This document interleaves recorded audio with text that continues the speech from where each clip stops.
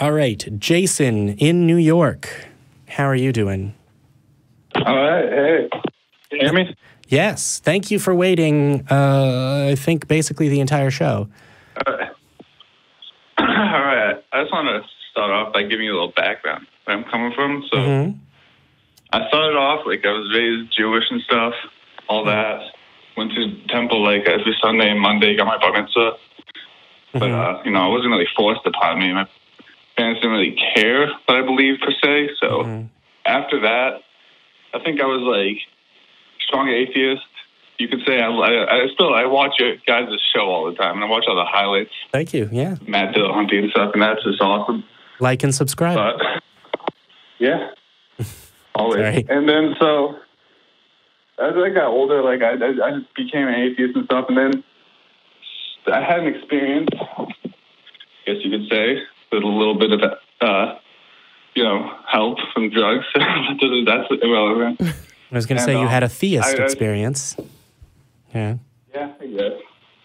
But I wouldn't say I believe in, like, just God is, like, the same way as, like, the old Jewish God and all that. I just started believing in something, I don't know, just like that there was some organization. I started seeing that and just started noticing, like, I don't know how to explain certain things. But then my main question is, what do you guys think of what higher consciousness means? Let me get your definition.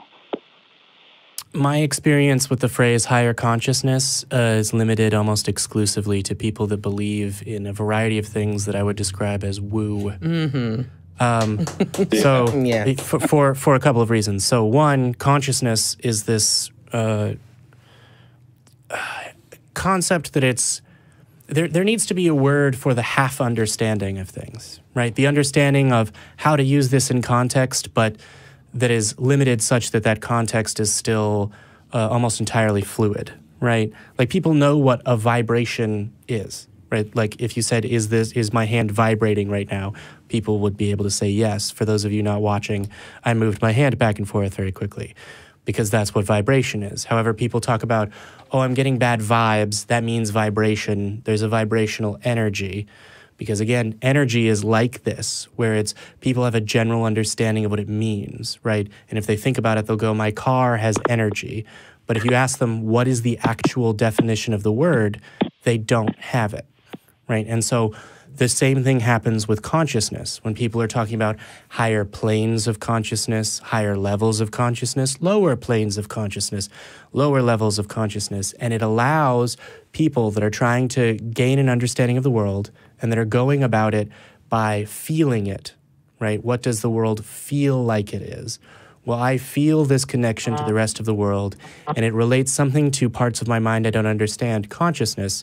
So now there's a collective unconsciousness of the world, a consciousness field, and that's how we're all connected. And so in my experience, it is a phrase without a real definition.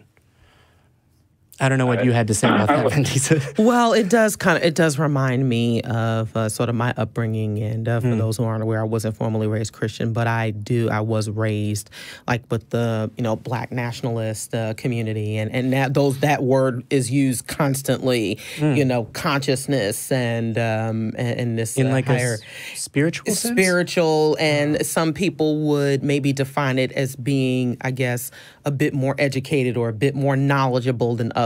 I mean, and if that's what you're referring to, then just say it.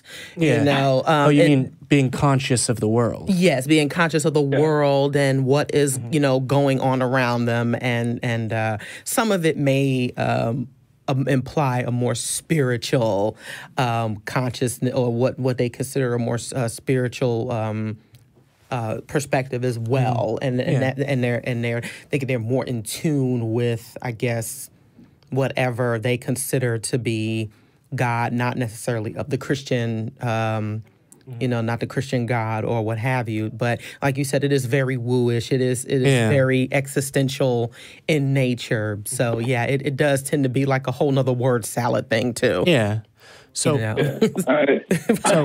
what is it that you think of as higher consciousness? Yeah, I'll give you what I think. All right, so, well, like, the way I see it, like, consciousness, we don't really understand where it comes from, or, like, what it is, really, or why it's here. And, like, Okay. even to our level, like our consciousness, like we don't understand why a bunch of atoms forming together make cells, and a bunch of cells forming together to make like a human, quote, but like that creates consciousness. We don't understand. So, I mean, I don't know. I don't understand. I don't know if anyone has figured it out or whatever. I just don't get what, like, so they come together. So what I will ask, Jason, it just very quickly to distinguish is, when you're saying we don't understand, are you saying how or why? Because, like, I don't mean to delve into, like, you know, we understand chemical bonds, but if you're asking, like, why are we here? Why is there consciousness? That's a more sort of... Okay. As far as I can see, there is no deeper meaning that comes from reality or physical existence. Right? In the same way that atoms come together to form an igneous rock, and it's why is that igneous rock specifically that way, atoms come together through their various interactions and end up forming through the interaction of energy and matter and a whole lot of, you know, when a mommy and when two or more parents decide to raise a child, there's a child that is born either from a test tube or a live birth, and that is what creates a human. But if you're asking, is there like a deeper meaning, like, you know, God has given us purpose, I would say I don't see one. I mean, I wasn't really saying why is it here. I'm saying, like, it is here. We understand that there is human consciousness. I understand that it's like it was caused by, like, cells coming together, forming your brain and all that. So I feel like it's not too big of a jump. And I don't know if it's true. It just comes to my thought. Like, why kind of spitballing out there. That humans coming together can create a larger consciousness that they're not aware of. Because, like, I doubt the cells in our body are aware that they've created this larger consciousness. I would say, I don't think there's a definition of awareness that would mean that cells in our body are, right? In the same way that people say things like, oh, the computer knows this, which I've always found weird because I would say, no, it doesn't. But just because it doesn't operate like independent of intended instructions, right? But that's a distinction that's weird to think about and trying to describe when you're trying to help, you know, your parent figure out where that email went of the phone. You don't bring up, well, actually, the computer doesn't know things. It's a series of ones and zeros activated by switches, etc. What I will say is, what I'm hearing from you is that you had an experience, I think you said helped by drugs, but in either case, you had an experience that is somehow related to you thinking about how magnificent and, depending on how you think about it, mysterious it is that through the course of events that have occurred in our universe, our cosmos, human beings can see, study, and understand the world around us. Yeah. And, well, it's just mainly how, like, I would say, it's a beautiful thing in the same way that with, you know, 10 straight lines, an artist can create a picture, and I don't understand how they saw it, right? That's less magical than human consciousness, but it's really cool, I guess, is basically my answer to that. Yeah. Well, then, it's just my question is, like, I'm not trying to make an assessment, asking a question. Do you think it's that large of a jump to say that if cells, like mere cells, can come together to make something as great as consciousness, as you said, why can't conscious humans coming together create, like, something that's bigger than us? And, like, an example of that is, like, ideas and, like ideologies, like, and even religions, like, they come together and then they have outcomes that we don't even understand. We don't understand why it happened. Like, we don't understand why. We can, like, look at we can study history, but like the logical causes as to why they turned out the way they did. But we don't know why ideas start turning into, like, they start morphing themselves. Maybe they have some sort of consciousness that, like, we're not aware of. So what I will say is, them up. Like, the idea that, like, do the cells drive our bodies or do we drive the cells? I think it goes both ways with ideas. Like, we drive the ideas drive us. And maybe somehow, in some way, they formed as high as something. So maybe we can call it consciousness. One of the things that I will offer, my producer is talking my ear that I need to wrap it up because he knows how long I can talk about these things. One of the things that I will say is, when you come across a construction of trying to understand parts of reality, and you're getting in a sort of hitch like this, where it's like, well, why can't human beings drive these ideas, or do ideas drive us?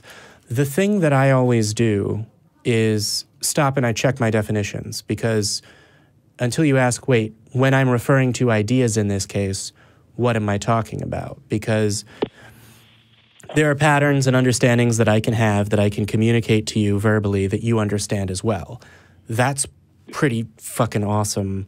We are one of a very few species that can do that, and we do it best, even though we're still bad at understanding each other.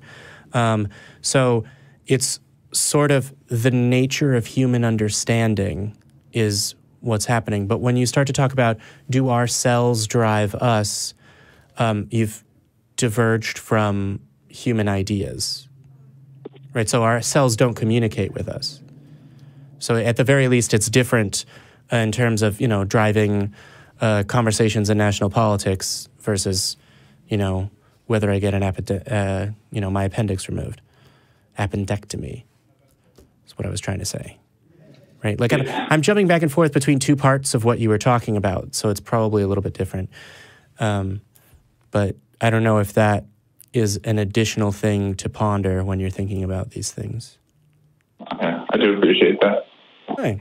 Yeah, I don't know. Yeah, so I don't know if we have enough time, but yeah, no, my producer and the ACA are in opposition to murder, but I don't want to tempt him. So, I think we're gonna have to wrap the show up here. But I'm not sure how excited Eric is going to be to take that call. He may be.